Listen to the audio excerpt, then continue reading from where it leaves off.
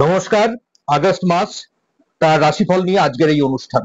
সবথেকে এই মাসে যে গুরুত্ব পাবে সেটা হচ্ছে গোচর বা ট্রানজিট।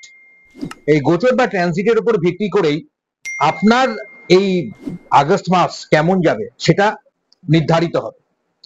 এবার আমি এই অনুষ্ঠান যেটা করছি সম্পূর্ণ চন্দ্র রাশি ধরে, অর্থাৎ মুন রাশি মুন সাইন ধরে ট্রানজিটে গ্রহের অবস্থান এই মাসে যা দেখাবে তার উপর ভিত্তি করে আপনার রাশিফল কি যাবে, কি ভালো মন্দ তার ফলাফল আনবে সেই নিয়ে কিন্তু আজকের এই অনুষ্ঠান।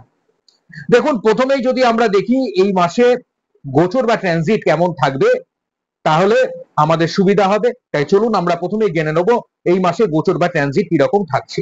দেখুন, মেজর ট্রানজিট বা যে বিষয়টা সঞ্চার যেটা আছে, যার মধ্যে বুধের মার্গী গতি লাভ হবে। 1 থেকে 10 তারিখ পর্যন্ত বুধ বক্র গতিতেই থাকবে কর্কট রাশির ঘরে। তারপর 11 তারিখে বুধের মার্গী গতি লাভ হবে। তারপর বুধ 30 তারিখে সিংহ রাশিতে প্রবেশ করবে। সিংহ রাশিতে 17ই আগস্ট রবি প্রবেশ করবে, এটা একটা ভালো দিক বলা যায়। কর্কট রাশিতে শুক্র প্রবেশ করবে 21 তারিখে। আর অন্যান্য দিকের মধ্যে যেগুলো আমি দেখতে পাচ্ছি, যার মধ্যে শনি অলরেডি আপনারা জেনে গেছেন, শনি রেট্রোগ্রেড পজিশনে আছেন, সেই ভিডিও অলরেডি আমার এই চ্যানেলে আছে, আপনারা দেখে নিতে পারেন কি ফলাফল দিচ্ছে।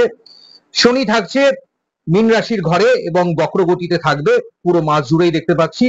বৃহস্পতি মিথুন রাশিতে, আর কেতু থাকছে সিংহ রাশিতে, মঙ্গল কন্যা রাশিতে থাকছে, আর রাহু কুম্ভ রাশিতে পুরো মাস জুড়ে আপনারা তার ফলাফল পাবেন। এটা হচ্ছে আগস্ট মাস এবং তার গোচর বা সঞ্চার গ্রহরা কেমন। অবশ্যই লাস্ট পর্যন্ত অনুষ্ঠান দেখবেন, শেষে কিন্তু আমি কিছু স্পেশাল টিপস আপনাদের দিয়ে যাব ঘরে বসে, যেগুলো করলে আপনাদের অনেক বেশি উপকার হবে। যারা নতুন চ্যানেলে আছেন তারা অবশ্যই চ্যানেলটিকে এখনই সাবস্ক্রাইব করে রাখুন, পাশে অল নোটিফিকেশনের বেলটাকে অন করে দেন, আর ভালো লাগলে অবশ্যই একটা লাইক দিয়ে যাবে। এবার চলে আসি তুলা রাশির ক্ষেত্রে সময়টা কেমন যাবে। দেখুন, তুলা রাশির ক্ষেত্রে আগস্ট মাস কিন্তু খুব ভালো, কারণ তুলা রাশি যার অধিপতি শুক্র, এই শুক্র কিন্তু আপনাদের ট্রানজিটে আসছে এবং 21 তারিখে শুক্র কর্কট রাশির ঘরে আসছে। তার ফলে সুস্বাস্থ্যের দিক তৈরি হচ্ছে। অপারেশন বা কোনো ক্রনিক ডিজিজ আছে বা কোনো কিছু আগামী দিনে মনে করছেন এগুলো করতে হবে স্বাস্থ্যের জন্য, তাহলে আমি বলবো অবশ্যই আপনি করিয়ে নিতে পারেন। ডাক্তারি পরামর্শ নিয়ে এগিয়ে যান, সময়টা আপনার ভালো আছে, অর্থাৎ আরোগ্য লাভ, সুচিকিৎসা এগুলো আপনি পাবেন। কর্মের নতুন যোগাযোগ ভালো আছে। ধনস্থান অর্থনৈতিক দিক আপনার খুব ভালো থাকবে। যারা নতুন কাজকর্ম শুরু করতে চাইছেন আমি বলবো অবশ্যই সময়টা আপনাদের ভালো। পুরনো কাজ থেকেও আপনারা দেখবেন অনেকটাই ভালো ফলাফল পাচ্ছেন। বিদেশ যাত্রা অর্থাৎ বাইরের যোগাযোগ এগুলো কিন্তু আপনাদের বাড়বে, আপনাদের নতুন যোগাযোগের সম্ভাবনা বাড়ছে। প্রেম রিলেশনশিপের দিক আপনাদের ভালো আছে। সব দিক থেকে বলা যায় শুক্রের প্রভাব ভালো থাকবে এবং শনির প্রভাবও আপনাদের যদি ভালো থাকে তাহলে এই সময় কিন্তু আপনাদের একটা ভালো দিক তৈরি হচ্ছে, অর্থাৎ অর্থনৈতিক ধনস্থান দিক আপনাদের খুবই ভালো আছে। এই অনুষ্ঠানটিকে আবার দেখে নিতে পারেন, যদি ভালো লাগে বন্ধুদের সঙ্গে আপনি শেয়ারও করতে পারেন। এবার চলে আসছি আপনারা যে উপায়টি অবলম্বন করবেন এই মাসে, সেটি আমি একটু বলে দিই, কিছু ঘরোয়া টোটকা এবং টিপস। প্রতি শনিবার একটু সাত্বিক ভাবে চললে আমার মনে হয় আপনারা বেশ ভালো ফল পাবেন এই মুহূর্তে। আর আরেকটা কথা, আপনারা একটি মাটির প্রদীপ জ্বালিয়ে দেবেন ঘরের দক্ষিণ দিকে, এবং সেটা আপনি সর্ষের তেলেরই প্রদীপ রাখুন, তাতে একটু কালো তেল দিয়ে দেবেন। প্রদীপটা ঘরের ভেতরে বা বাইরে আপনি দক্ষিণ দিকে মুখ করে জ্বালিয়ে দেবেন।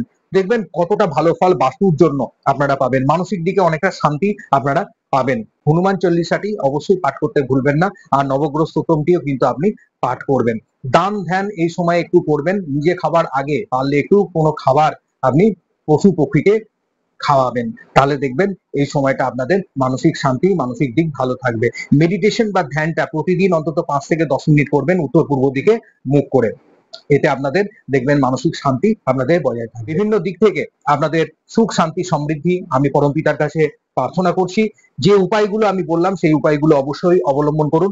আরো বিস্তারিত যদি জানতে হয়, নিজের জন্মছককে আপনি যদি বিচার বিশ্লেষণ করাতে চান এবং আমার সঙ্গে যদি যোগাযোগ করে কনসালটেন্সি নিতে চাইছেন, তাহলে অবশ্যই স্ক্রিনে দেওয়া নাম্বারে যোগাযোগ করবেন, আপনি বুকিং করে আপনি কনসালটেন্সি নিতে পারবেন। তাছাড়াও আমি সরাসরি আপনি যদি চেম্বারে আমার সঙ্গে যোগাযোগ করতে চান তাহলে চেম্বারের ঠিকানাও আপনার দিয়ে দেওয়া থাকলো। ভালো থাকবেন, সুস্থ থাকবেন। অনুষ্ঠান ভালো লাগলে অবশ্যই একটা লাইক করে দেবেন।